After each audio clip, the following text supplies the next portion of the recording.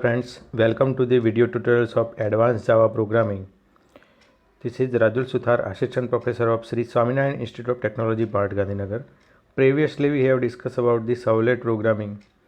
So, let me discuss in this session Unit 4, Java Server Page. JSP, it's called Java Server Page. Let me discuss the subject overview. So this is the overall subject overview. Weightage of the first unit is 5%, second unit that cover the 10%, 3 and 4 cover the 25% maximum question asked from Servlet API as well as Java server page in the GTU exam. Later on we will discuss the Java server page with 10% as well as Hibernate with 15% and Java web framework Spring MVC with 10% weightage. This is a professional Java server programming by Subramaniam reference book you can use for detailed knowledge. What do you mean by JSP? Let me discuss the overview of JSP. So what is a Java server page? Java server page is a technology for developing a web page that support the dynamic content. We all familiar with the previous session, that is a servlet. Servlet also cover the dynamic web content. So this is a JSP is nothing but one tag that involved in HTML. So it helps to insert the Java code in HTML page by making the use of special JSP tag. So how can we identify the JSP tag? So this is the JSP tag example. You can write less than %sign and JSP tag, any JSP tag you can write between this, then complete with percentage as well as greater than sign. JSP is a server-side programming that is similar in design and functionality to Java Servlet. JSP page consists of HTML tag and JSP tag. JSP page are saved with the .jsp extension. Same we can save the .java, that is a Java file, and C programming that store the .c. So let me discuss what is the main difference between JSP and Servlet.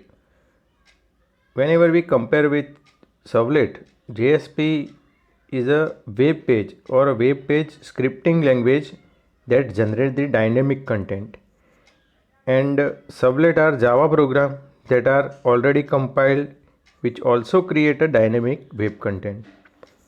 Second, JSP technology gets convert to a servlet, it embed the Java code into HTML. So here the tag like HTML, in between we write the less than %size Java code, and this is the simple tag that embed with HTML. While in the servlet, here servlet is a Java class, so it put the it put the HTML into print statement. So we use the out.println and then HTML code. Here HTML code is used. JSP are extension of servlet which minimize the effort of developer to write the user interface using Java programming. A servlet is a server-side programming and written purely in Java. Java server page run slower than servlet, while servlet run faster than JSP. So JSP, it has translate the phase for converting JSP to servlet. Once it is converted to a servlet, then it will start the compilation. In MVC architecture, JSP acts as view. We all familiar with the model, view and controller. In this architecture, JSP work like view, while in MVC architecture, servlet act as controller. We can control by using servlet, and in MVC we view by using JSP. In JSP, we can build the custom tag using JSP API, while in servlet we can't build any custom tag. So what is the overall advantage of JSP over servlet? First, in the JSP page visual content and logic are separated, which is not possible in Servlet. Like JSP separated business logic from presentation logic. Servlet use the println statement for printing HTML document, which is usually very difficult to use. JSP has no such a tedious task to maintain. Here 3 marks of question asked in GTU exam previously in winter 17 as well as 18. Like list the advantage of JSP over Servlet. Here JSP also have life cycle same like Servlet. So in the JSP life cycle can be defined as entire process from which it creation till the destruction. So it is similar to the Servlet life cycle, which is an additional step required to compile the JSP into Servlet. JSP page is converted into Servlet in order to service request. First we initialize the Servlet, same way we initialize the JSP page. So here translation of JSP page to Servlet is called life cycle of JSP. What is life cycle of JSP? It is a translation of JSP page to Servlet page. Whenever we translate the JSP page into Servlet page, that is called life cycle. So this is the life cycle. First request, we got the response. Here JSP init method is used for initialization. Is called only once. Then second JSP service method. So it handle the multiple request or response. This method is used to handle multiple requests as well as response. And finally destroy method. So JSP destroy method, it call only once to destroy the JSP page. In the life cycle of JSP, first translation of JSP to Servlet code. First step, translate the JSP page into Servlet page. Then compilation of Servlet to bytecode. In the second, compilation of Servlet to bytecode. And third one, loading the Servlet class. Fourth, creating the Servlet instance. Fifth, initialize by calling the JSP init method. So this is the actual life cycle is started here. Then request process by calling the JSP service method, as well as destroy by calling the JSP destroy method. So remember this, all the 7 steps.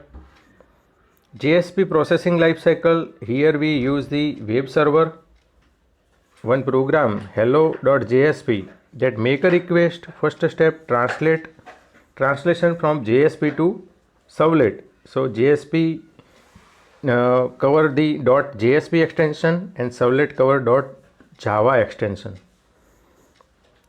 Here hello.jsp program convert into hello_jsp.java. Web container is useful here. It cover second step, compilation of Servlet to bytecode. So hello.jsp class is useful in web container.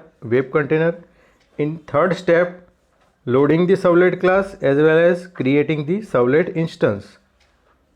Finally, in the fifth step, we all familiar, the init method is called. So JSP init. In the sixth step, JSP service method is called, and in the seventh step, JSP destroy method is called to destroy the JSP page. Web container translate the JSP code into the Servlet source code, that is .java file. Then compile the .java into a Java Servlet class, that is called bytecode. In the third step, Servlet class bytecode is loaded using class loader in web container. The container then create the instance of Servlet class. What is the use of container? Container, it create the instance, like an object of a servlet class. The initialized servlet can now service the request. For each request, the web container call JSP service method. Then container remove the servlet instance from service. It call the JSP destroy method for garbage collection. So extra memory can be utilized, or whenever one page is loaded into the web container, we release the web page in this JSP destroy method. It required the cleanup to handle the garbage collection. Here JSP processing. The following step explain how the web server create the web page using JSP. So first step, web browser send HTTP request to web server requesting JSP page. Here localhost 8080/1.jsp. It used to send the request by using HTTP protocol. So simple client make a request by using web browser to the web server that requesting JSP page. Here the page extension is .jsp. In the second step, web server recognize that the HTTP request by web browser is for JSP page by checking the extension. In this second step, file is available in .jsp or not. It check the extension. In the third step, web server forward all HTTP requests to JSP engine. It send the request to JSP engine. In the fourth step, JSP engine load the JSP page from disk and convert into a servlet content. It translate the JSP page to servlet.java class. Then in the next step, JSP engine compile the servlet into executable class and forward the original request to the servlet engine.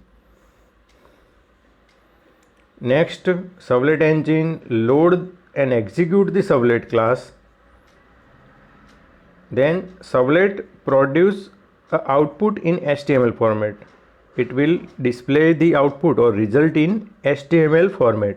So your page will be displaying the content in HTML format. Output produced by servlet engine is then passed to the web server inside an HTTP response. Then web server send all HTTP response to web browser in the form of static HTML content. Next, web browser load the static page into the browser, and thus user can view dynamically generate web page. So except the translation phase, a JSP page is handled exactly like a servlet. Translation time, what do you mean by translation time? It is a time taken to generate Java servlet .java file from .jsp file. We can say that translation time means it is a total time to generate the Java servlet file from .jsp file. What is request time? Request time is time taken to invoke a servlet to handle an HTTP request is termed as request time. Whenever any request come from server client side, so it is handle an HTTP request. It called request time. In GTU winter 17, 18 and 19, one question asked, explain various phase of JSP lifecycle. List and explain various phase of JSP lifecycle. So most important question regarding to GTU exam. JSP elements. So which are the elements? First JSP directives, then JSP scripting elements, and third action. So in JSP directives that cover the page, include, while in JSP scripting element cover the traditional as well as modern element. So which are the traditional element? Scriptlet tag, expression, declaration, and comments. That comment same like in HTML, JSP or Java. Modern JSP scripting element cover the EL scripting, while action tag that cover the JSP param as well as JSP include.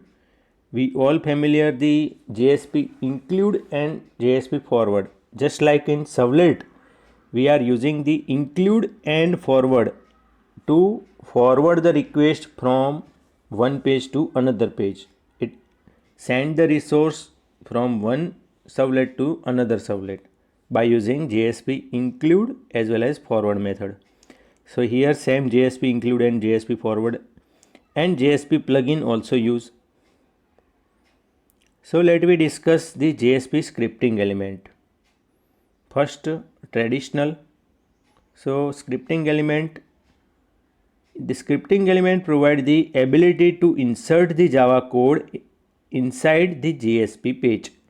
There are three types of traditional scripting element.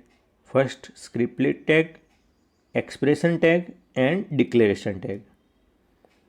In this scripting element of JSP, traditional element, that is scriptlet, expression and declaration as well as comment, and we are discussing the modern element like EL scripting. So what do you mean by scriptlet? This tag is used to execute Java source code in JSP. The scriptlet can contain any number of Java language statement, variable, method declaration, expression that are valid in page scripting language. So here the syntax for scriptlet tag, we are using /%, then simple like single line comment, double slash is used. Then we can write the Java source code between this. So this is the syntax for scriptlet tag.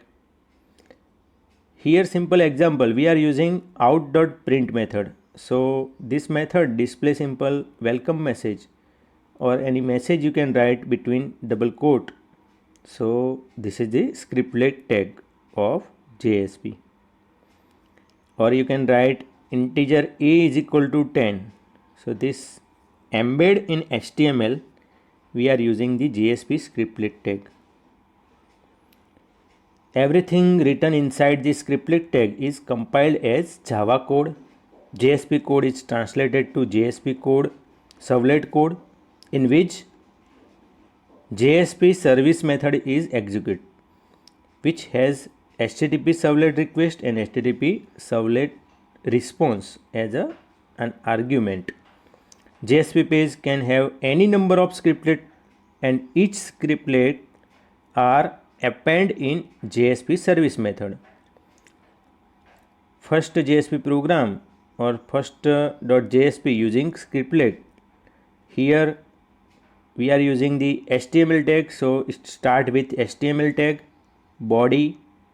In body tag, body we are use the less than, percentage, out.println, hello world, my first JSP page, and percentage sign greater than symbol. So this is the simple scriptlet tag we are using inside the body of HTML.